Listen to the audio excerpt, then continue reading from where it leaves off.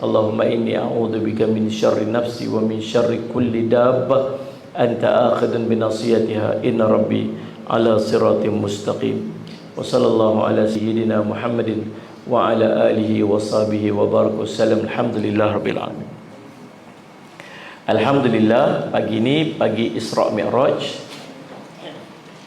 kan.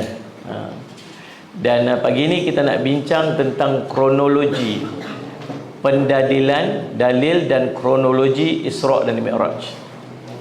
Ilmiah sikitlah pagi ni.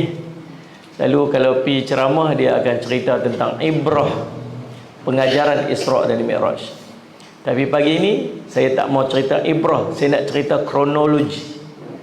Apa yang Nabi SAW lalui dalam peristiwa Isra dan Mi'raj. Ini jarang dengar, dulu-dulu selalu dengar yang tu. Jarang dengar ibrah. Lah ni kalau ceramah Isra Mi'raj, cerita ibrah aja banyak. Tapi kita tak dengar dia punya sekuen dan subsekuen je, apa yang berlaku. Yang itu kita nak pada pagi ni, kita nak bincang tentang kronologi, dalil dan kronologi Isra dan Mi'raj. Buat catatan elok-elok. Minta sahabat-sahabat yang mengikuti secara langsung di TikTok dan di Facebook bantu kami untuk sharekan live ini. Kita nak tumpang ganjaran, pahala dan kebaikan orang menuntut ilmu, dan mudah-mudahan dapat manfaat daripada peristiwa Isra dan Mi'raj ini. Amin. Yang pertamanya, Isra dan Mi'raj ini dalil dia mutawatir, maksudnya dalil dia sangat kuat. Jadi kita ni tak boleh ada sikit ragu pun dengan peristiwa Isra Mi'raj. Saya sepahaman. Sebab dalil dia dalil dalam Al-Quran. Nombor satu, dalil Al-Quran. Nombor dua, dalil daripada hadis-hadis yang sahih daripada Imam Al-Bukhari, panjang hadis dia, daripada Imam Muslim, daripada Imam Ahmad, daripada Abu Daud, daripada Tirmizi, daripada Al-Hakim. Banyak hadis-hadis yang cerita tentang peristiwa Isra dan Mi'raj. Walaupun peristiwa Isra Mi'raj ini berlaku khilaf, bilakah sebenar-benar dia jadi? Tang berlaku tu, hari itu, tang tu khilaf. Tapi tang jadi tu tak ada khilaf. Maksud dia memang jadi sungguh. Tapi tang tarikh tu ada khilaf. Baik, kita tengok berapa pendapat ulama tentang bila berlakunya Isra dan Mi'raj. Yang pertama, tuan-tuan buat catatan. Saya nak sahabat di TikTok, sahabat di Facebook, tolong buat catatan. Tuan-tuan dengar aja, tolong catat. Kita nak bagi supaya orang yang tengok kemudian dia dapat catatan ni. Dan tuan-tuan pun catatan tu membantu untuk kita ingat mudah-mudahan. Pendapat yang pertama, setahun sebelum hijrah. Jadi peristiwa hijrah berlaku pada tahun ke-13 kenabian. Dia maksudnya Isra dan Mi'raj ini berlaku pada tahun ke-12. Ini pendapat Ibnu Mas'ud, Al-Zuhri, Urwah bin Zubair, Ibnu Sa'ad dan Ibnu Hazmin mendakwa ini adalah ijma', dan ini juga dijazamkan oleh Imam An-Nawawi setahun sebelum hijrah. Pendapat yang kedua, berlaku pada tahun baginda diangkat menjadi nabi. Yang ini merupakan pendapat Imam At-Tabari.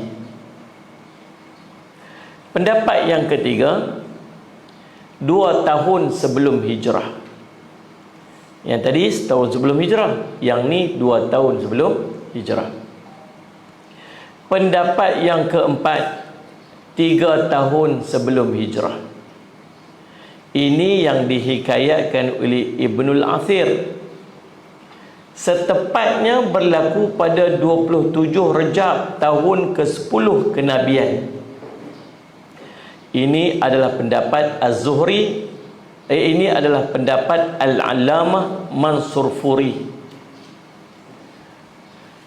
Dan pendapat yang kelima, 5 tahun sebelum hijrah. Ini pendapat An-Nawawi dan Al-Qurtubi. Ini juga pendapat Az-Zuhri dan dihikayatkan daripadanya oleh Qadhi Iyad, dan beliau mentarjihnya dengan sepakat bahawa Khadijah pernah solat bersama Nabi selepas difardukan solat. Itu pendapat. 5 pendapat bila tahun berlakunya Isra' dan Mi'raj. Ulang balik dia. Pertama, tahun pertama setahun sebelum hijrah. Yang kedua, berlaku pada tahun diangkat jadi Nabi. Yang ketiga, 2 tahun sebelum hijrah. Yang keempat, 3 tahun sebelum hijrah. Yang kelima, 5 tahun sebelum hijrah. Maksud ada khilaf bilakah tarikh sebenar berlakunya peristiwa Isra' itu tahun bila. Yang kedua, berkenaan dengan bulan pula. Bulan bila yang berlakunya Isra' dan Mi'raj. Yang pertama, bulan Rabiul Awal. Ada yang kata bulan Rabiul Awal. Syekh Al-Maraghi menyebutkan peristiwa ini terjadi pada 17 Rabiul Awal, setahun sebelum hijrah. Pendapat kedua, berlaku pada Rabiul Akhir. Ini ditarjihkan oleh Ibnul Munir. Dan yang ketiga, berlaku pada bulan Rajab. Inilah yang paling masyhur di kalangan orang ramai pada masa kini. So kita pegang bulan apa? Bulan Rajab lah kita sebut dah tadi ni. Hari ni hari apa ni, Allahumma salli ala Muhammad, Isra' dan Mi'raj. Maksud kita pegang tarikh bulan Rajab tu lah. Jadi Allahumma salli ala Muhammad. Jadi itulah beberapa pendapat ulama berkaitan dengan tahun dan bulan, menunjukkan bahawa adanya khilaf daripada kalangan ulama-ulama tarikh tentang bila berlakunya Isra' dan Mi'raj. Adapun Allahumma salli ala Muhammad, pendapat tentang berlakunya Isra' Mi'raj, yang tu tak ada khilaf. Sebab ada 2 dalil. Nombor 1, dalil Al-Quran. Yang pertamanya dalil Isra'. Isra' ni maksud perjalanan bumi ke bumi, daripada bumi ke bumi, daripada Masjidil Haram ke Masjidil Aqsa. Perjalanan bumi ni nama dia Isra'. Sallallahu alaihi wasallam. Kalau perjalanan bumi ke langit, nama dia Mi'raj. Tu boleh faham 2 keadaan tu. Kata Isra' Mi'raj, kata Nabi diperjalankan daripada Masjidil Haram ke Masjidil Aqsa. Itu Isra' Mi'raj, tak betul. Itu Isra' saja. Perjalanan keseluruhan tu, daripada Nabi daripada Masjidil Haram naik sampai ke langit, sampai bertemu dengan Allah, kemudian turun balik, itu nama dia Isra' dan Mi'raj. Pertama, dalil dalam surah Al-Isra' ayat yang pertama. Subhanalladzi asra bi'abdihi laylan minal masjidil harami ilal masjidil aqsa alladzi barakna hawlahu linuriyahu min ayatina innahu huwas sami'ul basir. Maha suci Allah yang telah memperjalankan hamba dia daripada pada malam hari daripada Masjidil Haram ke Masjidil Aqsa, yang kami berkati sekelilingnya untuk memperlihatkan kepadanya tanda-tanda kebesaran kami. Sesungguhnya Allah jualah yang maha mendengar lagi maha mengetahui. So ini dalil Isra'. Ada beberapa poin kat sini yang kita boleh petik. Nombor 1, Allah mulakan ayat ini dengan Subhanah, maha suci. Ulama mufassirin sebut, bila Allah mulakan dengan perkataan maha suci, itu menunjukkan bahawa Allah maha suci daripada sebarang kelemahan. Sebab cerita yang nak main lepas daripada tu, cerita yang tak masuk ngakai, kan? Jalan Masjidil Haram ke Masjidil Aqsa separuh malamnya, tu tak masuk ngakai. Allah abang siap-siap, maha suci aku daripada sebarang kekurangan. Yang kedua, alladzi asra bi'abdihi, yang telah memperjalankan hambanya. Ni poin yang kedua dalam ayat ni, yang mengeluarkan kita daripada tak logiknya cerita. Kalau cerita, Allahumma salli ala sayyidina Muhammad, kalau cerita tentang berjalan daripada Masjidil Haram ke Masjid Aqsa tu, itu saja naik unta 2 bulan. Tapi Nabi jalan, dalam riwayat sebut, duduk tang ni, tidur tu hangat tempat tidur tu, pi balik tempat tidur tu duduk hangat lagi. So maksudnya benda ni tak logik dengan akal. Tapi Allah susun ayat tu bagi dia jadi logik. Bila Allah letak alif dekat depan, itu menunjukkan bahawa kalau perbuatan itu, sallallahu alaihi wasallam, fi'il amar, perbuatan, letak alif dekat depan itu menunjukkan bahawa bukan dia yang buat sendiri. Kalau sarra, maksud dia berjalan sendiri.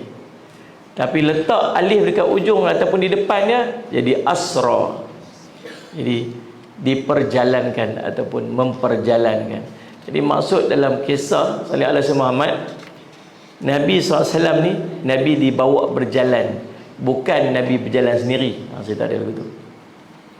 So kalau cerita kita, kalau kita pi daripada sini pergi Kuala Lumpur 4 jam, 4 jam, lepas tu patah balik jadi 8 jam, keluar daripada pukul 9, 10, 11, 12, pukul 1 sampai sana, pukul patah balik 2, 3, 4, 5, pukul 5 sampai sini balik, logik kita buat kereta. Tapi kalau seekor semut, dia nak jalan pi tak logik. Tapi kalau tuan kereta tu bawa, logiklah pada semut. Maksudnya semut tu bukan berjalan sendiri, semut tu diperjalankan. Sama kisah dulu tu lah. Jadi kisahnya Nabi SAW bukan Nabi berjalan sendiri, Nabi diperjalankan. Siapa yang berjalankan? Balik tadi ni, subhanalladzi, maha suci Allah. Jadi Allah yang berjalankan Nabi SAW. Maka bukan cerita sehari semalam, bukan cerita separuh malam, cerita pling sana pling sini pun boleh. Maksud lagi cepat daripada pun tak mustahil bagi Allah. Ya, jadi maksud kekuasaan pada perjalanan, kekuatan pada berjalan itu bukan terletak pada orang yang berjalan, tetapi kekuatan dia pada orang yang memperjalankan orang, pada yang memperjalankan. Ini kalau Allah, maksudnya lebih daripada tu Allah boleh buat lah. Okay, clear tuan-tuan. Yang ketiga, sallallahu alaihi Muhammad, Allah sebut dalam ni bi'abdih, hamba, hambanya, sallallahu alaihi Muhammad. Maksud hamba ini, maka ulama bahas, antaranya ialah Imam At-Tabari rahimahullah taala, Allahumma salli ala Muhammad, yang menyebutkan bahawa sallallahu alaihi Muhammad, pandangan-pandangan berkaitan kalau sebut Sayyid Muhammad bi abdi, hamba tu, perjalanan tu roh ke perjalanan roh dan jasad. Jadi ada dua pendapat. Pendapat yang pertama kata perjalanan itu perjalanan roh sahaja. Pendapat yang kedua kata perjalanan itu ialah perjalanan roh dan jasad. Dan Imam At-Tabari sendiri memilih bahawa pandangan yang selayaknya berlaku ialah roh dan jasad. Pasal Allah menggunakan perkataan abdi, hamba. Abdihi, hambanya. Dia tak sebut sebagai roh hamba dia. Dia sebut, Nabi Allah sebut hamba. Kemudian yang keduanya, pasal apa disebut sebagai Allahumma salli ala sayyidina Muhammad, roh dan jasad? Sebab kalau perjalanan roh itu tak jadi mukjizat, tapi perjalanan roh dan jasad itu yang jadi mencari adat, yang menjadi mukjizat kepada Nabi sallallahu alaihi wasallam. Nah, kalau berjalan roh, tuan-tuan pun berjalan roh mata dah. Betul tak ni? Saya Muhammad ni sampai dia dengar kuliah ni sampai Jepun.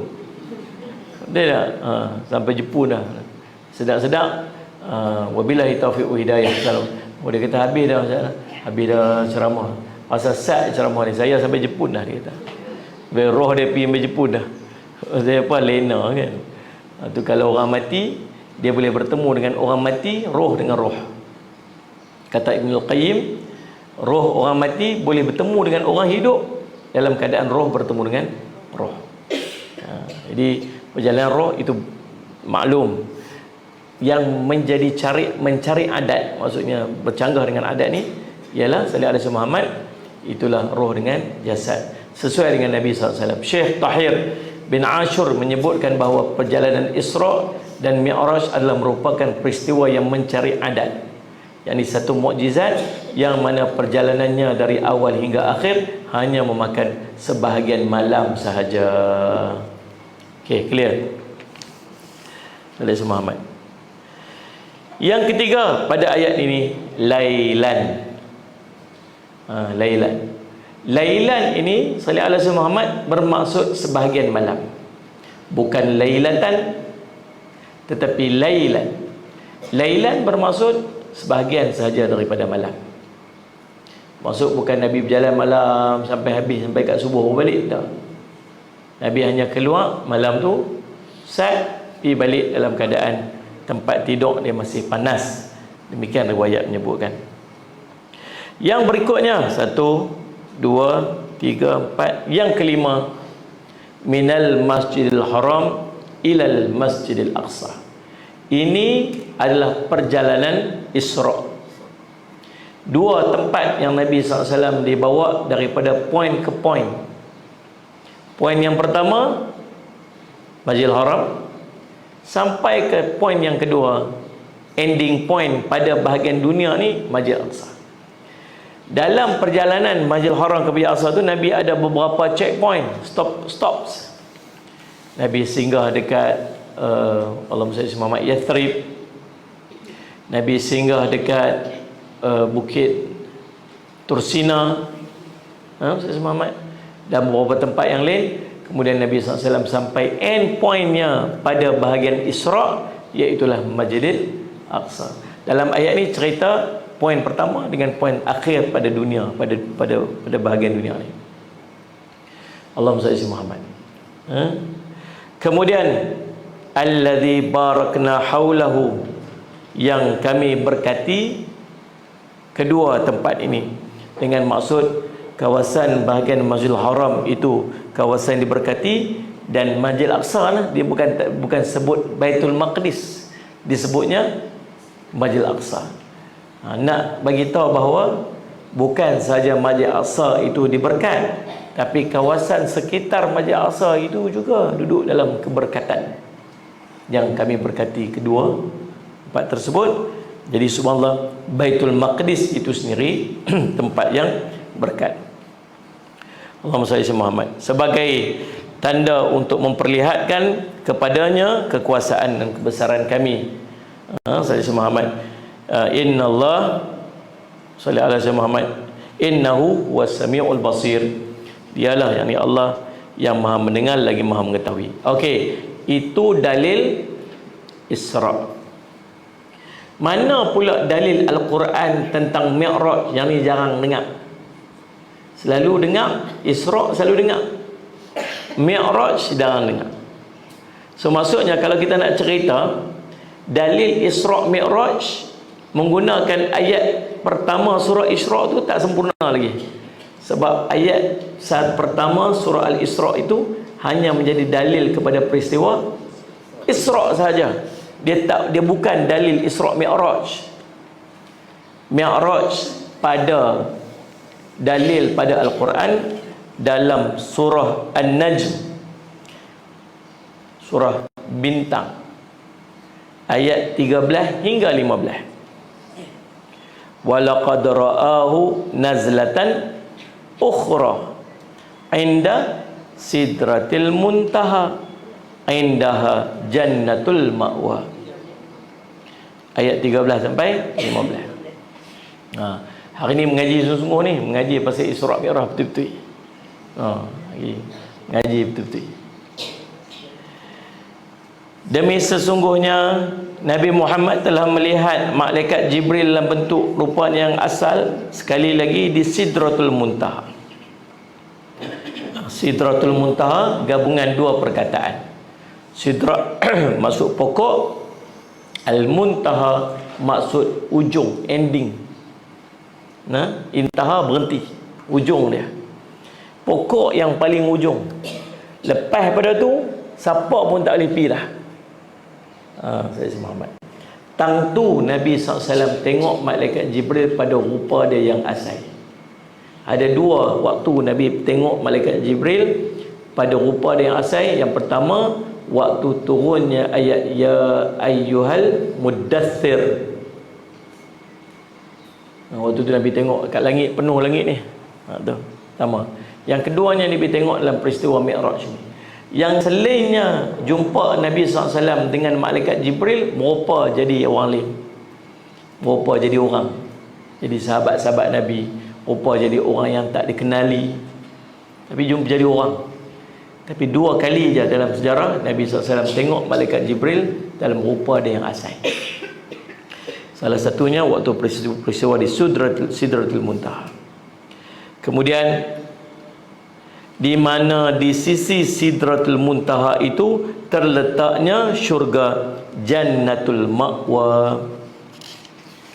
Sallallahu alaihi wasallam, surah An-Najm ayat 13 hingga 15. Kisah Isra' Mi'raj yang disebut secara lalu dalam Al-Quran itu diperincikan lagi dalam hadis-hadis Nabi sallallahu alaihi wasallam.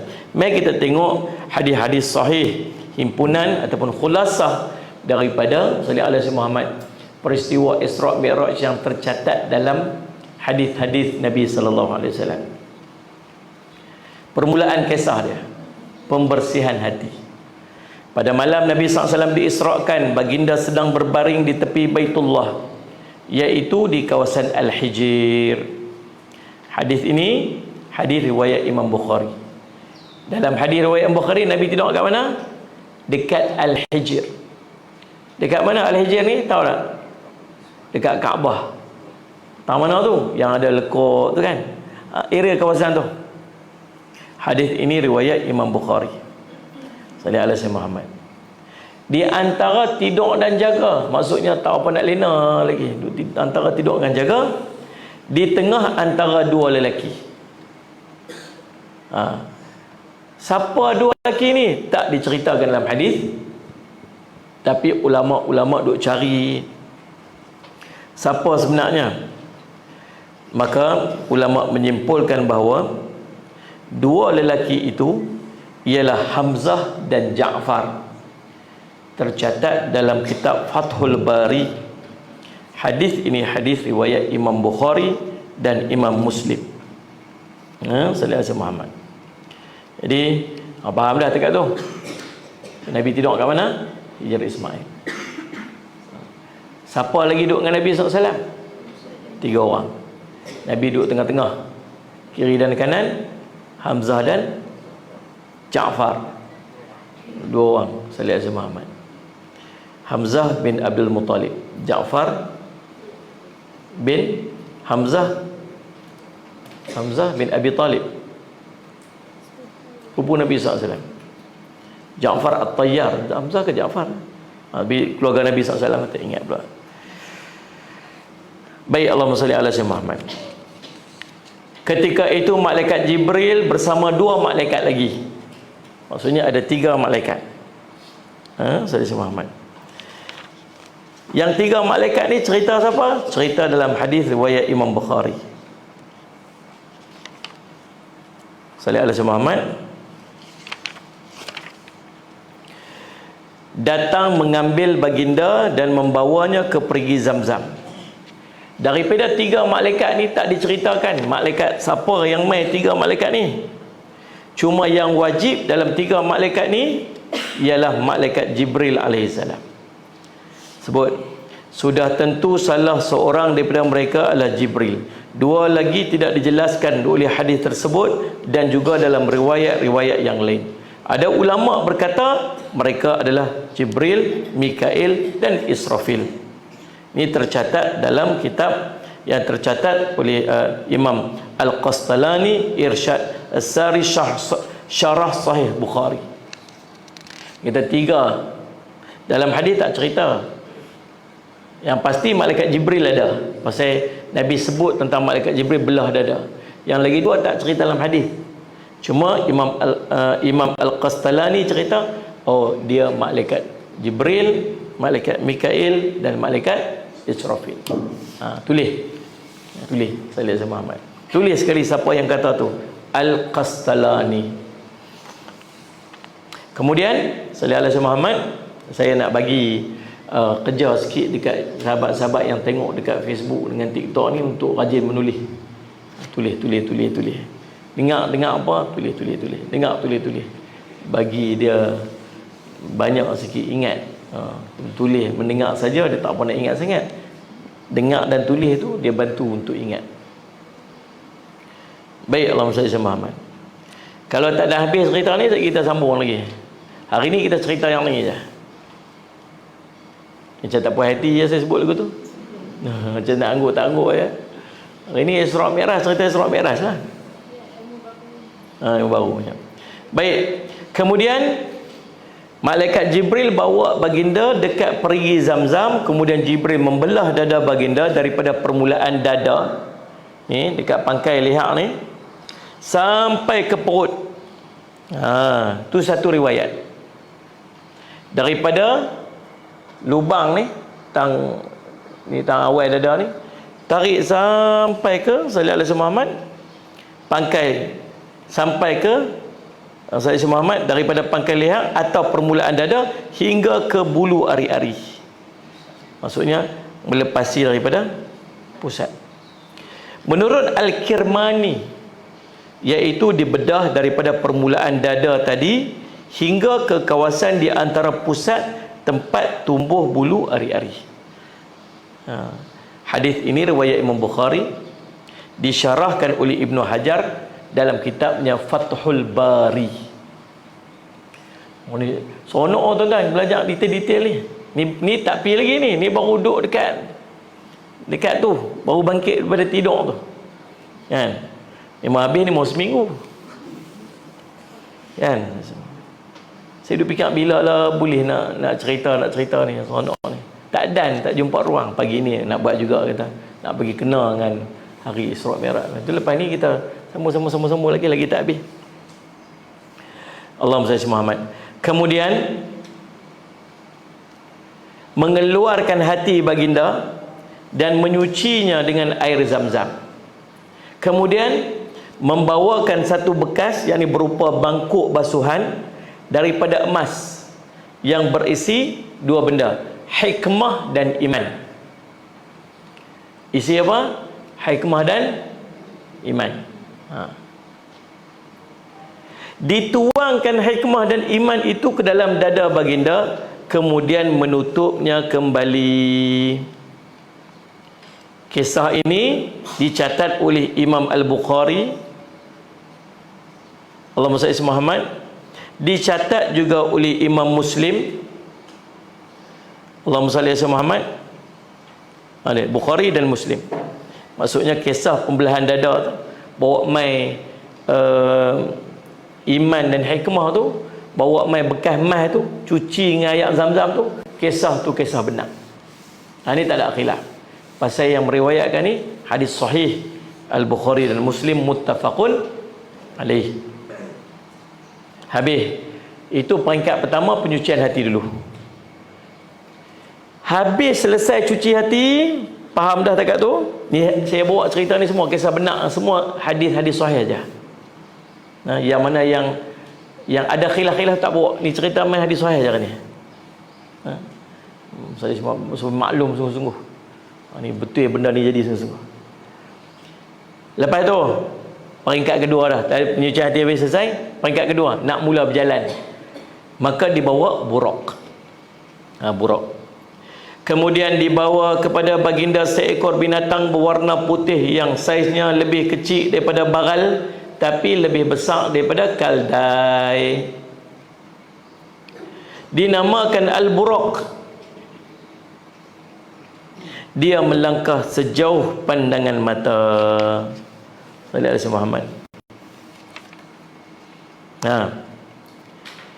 Hadis ini riwayat Imam Al-Bukhari.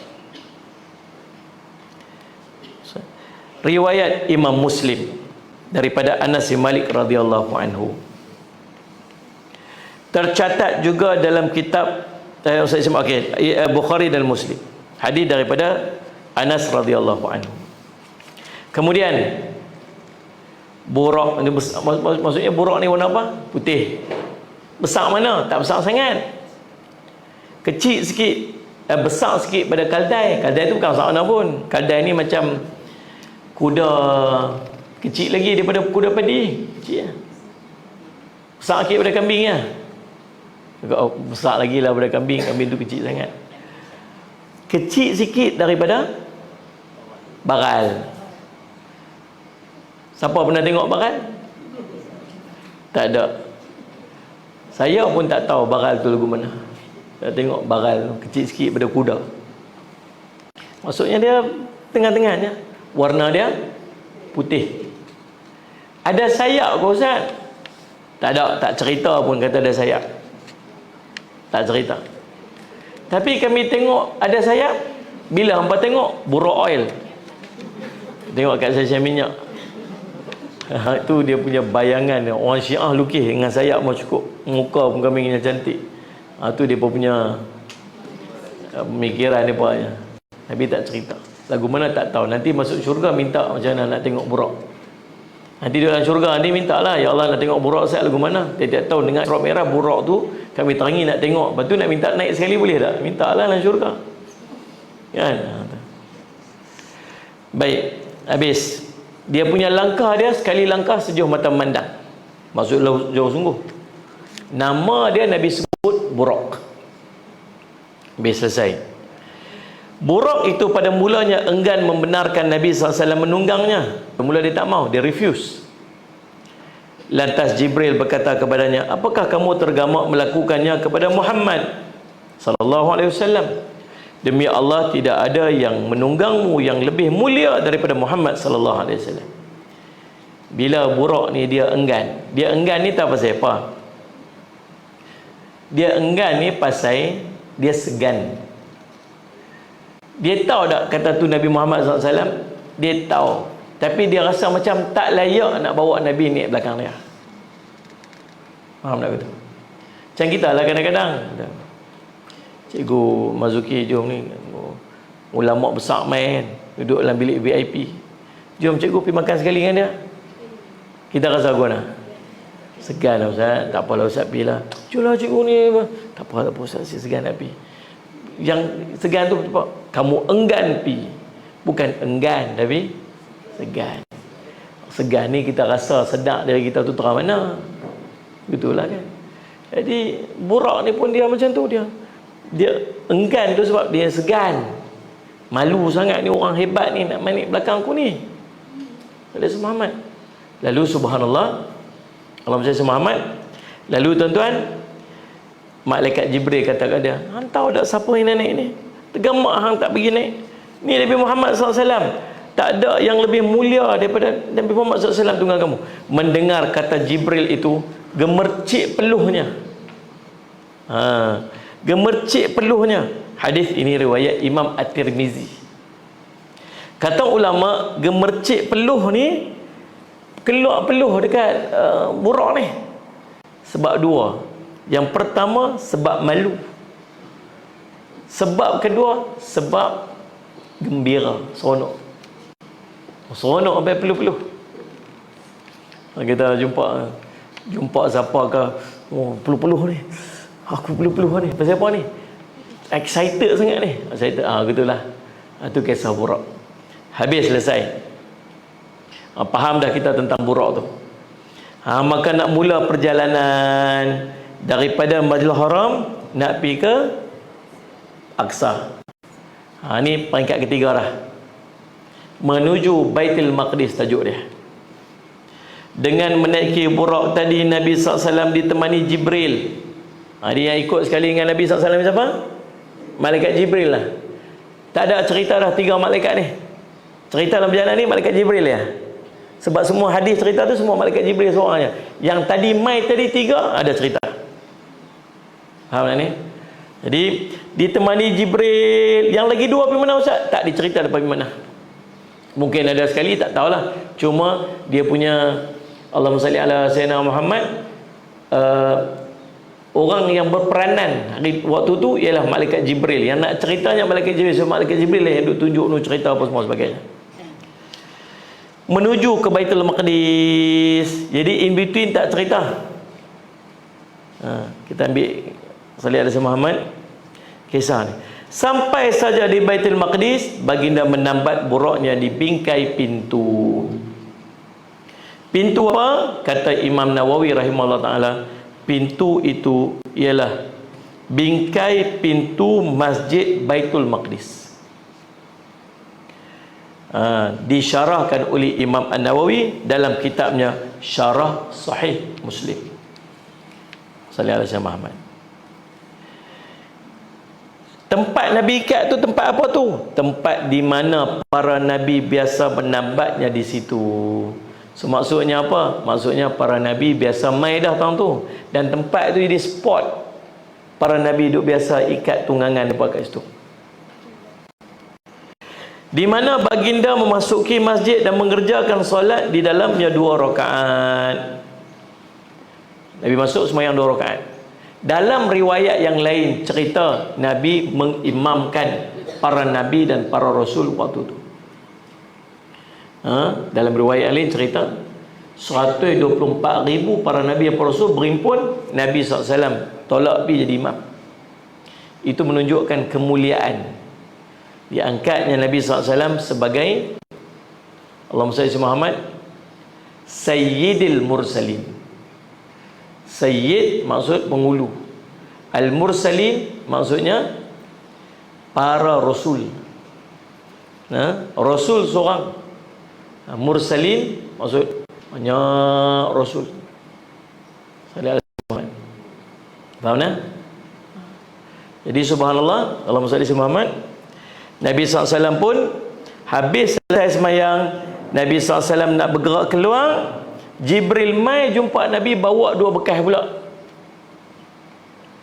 Ni kena faham elok orang ni.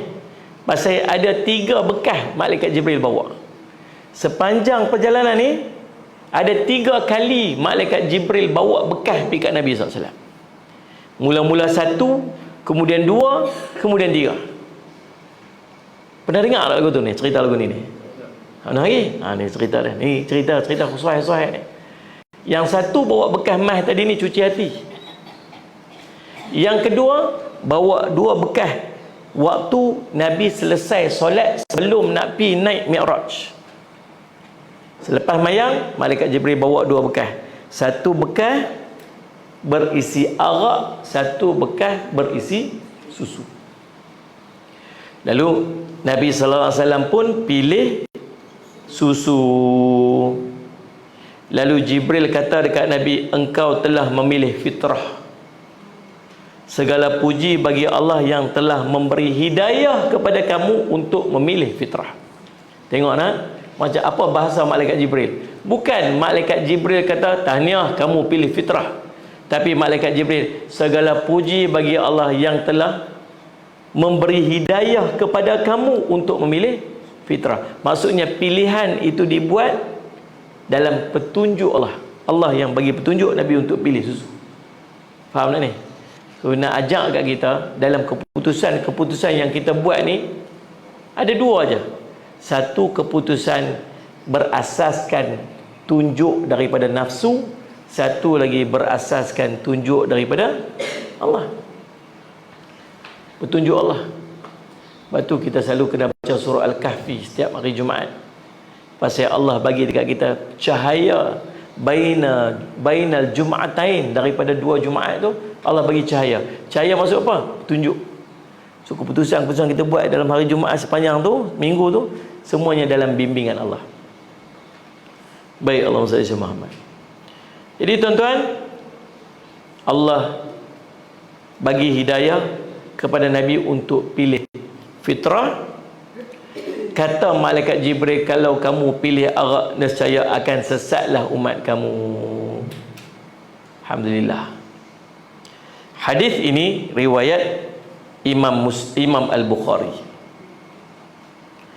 Sallallahu alaihi Muhammad. Baik. Dalam catatan cerita tentang Isra', yakni perjalanan Baitul Maqdis, dalam hadis yang lengkap tentang Isra' Mi'raj hanya disebut oleh Sahih Muslim. Adapun dalam Sahih Bukhari yang lengkap hanya menyebutkan tentang Mi'raj sahaja. Kita cerita ni tak lengkap ni. Cerita Sini pasal apa? Yang kita bincang ni hadis Bukhari. Kena? Baik. Habis, selesai tuan-tuan. Ustaz Muhammad lah ni duduk tamat ni, dah selesai semayang, dah tambat dah dia punya Nabi punya burak. Kemudian Nabi pun semayang dengan para Nabi, para Rasul. Dah siap dapat 2 bekas kali kedua. Kemudian Ustaz Muhammad kali ketiga atau tuan-tuan kali ketiga? Tak sampai lagi, tunggu Ustaz. Kemudian Nabi SAW nak keluar pergi. Waktu tu malaikat Jibril bagi susu dengan arak tu, pilih. Okey, lah ni nak Mi'raj lah. Kemudian baginda dan Jibril naik ke langit. Nabi SAW ditemani oleh Jibril naik ke langit. Tiba sampai ke langit dunia. Jumpa langit dunia lu. Belum sampai langit pertama lagi. Ni baru pintu langit dunia ni. Allahumma salli ala Muhammad. Lalu malaikat Jibril kata dekat malaikat penjaganya. Pintu langit dunia ni ada malaikat duk jaga dia. Malaikat Jibril kata, salli ala Muhammad, bukalah. Lalu malaikat tu tanya, siapa di sana? Jibril jawab, aku Jibril. Dia bertanya, ada siapa lagi bersama dengan kamu? Jibril menjawab, salli ala Muhammad, ya, bersamaku Muhammad sallallahu alaihi wasallam. Dia bertanya lagi, malaikat tu tanya pula kepada malaikat Jibril, apakah diutuskan kepadanya? Apa maksud apakah diutuskan kepadanya? Kata ulama, yakni adakah Allah telah mengutuskan malaikat kepadanya untuk menjemputnya ke langit? Maksudnya begitu. Faham tak ni? Maksudnya ni Muhammad mai, ni. Adakah Allah dah hantar malaikat pihak mak ke dia untuk jemput dia pergi ke langit? Adakah? Tu. Lalu Jibril menjawab, ya. Lalu malaikat menjaga langit pertama pun membukanya sambil berkata, marhaban dengan kedatangannya. Sesungguhnya telah datang sebaik-baik orang yang datang. Kisah pada langit pertama, naik sampai langit pertama ini diriwayatkan oleh Al-Bukhari dan Muslim. Okey, sallallahu alaihi Muhammad.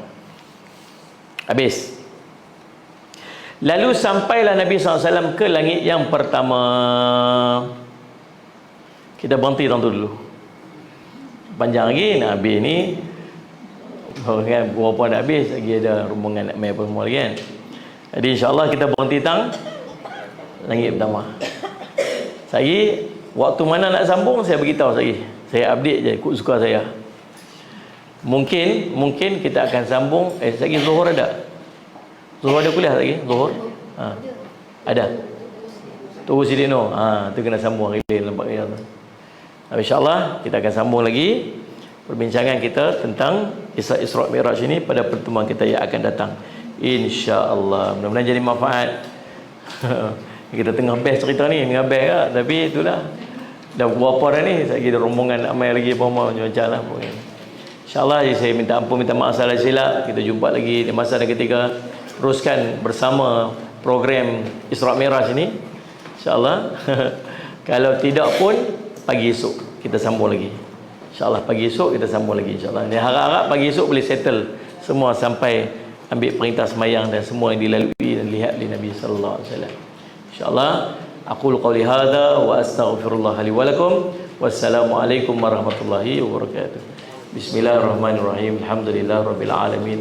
Wassalatu wassalamu ala rasulil amin sayyidina Muhammadin wa ala alihi wa sahbihi ajma'in. Allahumma faqihna fid din wa 'allimna ta'wil waj'alna min ibadikas salihin wahdina siratal mustaqim. Allahumma arina haqqa haqqan warzuqna ittiba'ah wa arina batila batilan warzuqna ijtinabah. Sallallahu ala sayyidina Muhammadin wa ala alihi wasallam. Alhamdulillahirabbil alamin. Siapa-siapa yang puasa hari ini, jangan niat puasa Isra' Mi'raj. Niat puasa hari Khamis, bulan Rejab. Cari lagi dalil mana puasa Isra' Mi'raj, memang tak ada. Tak ada. Kita puasa hari ini kena hari Khamis, bulan Rejab, puasa sebab yang tu. InsyaAllah. Allah.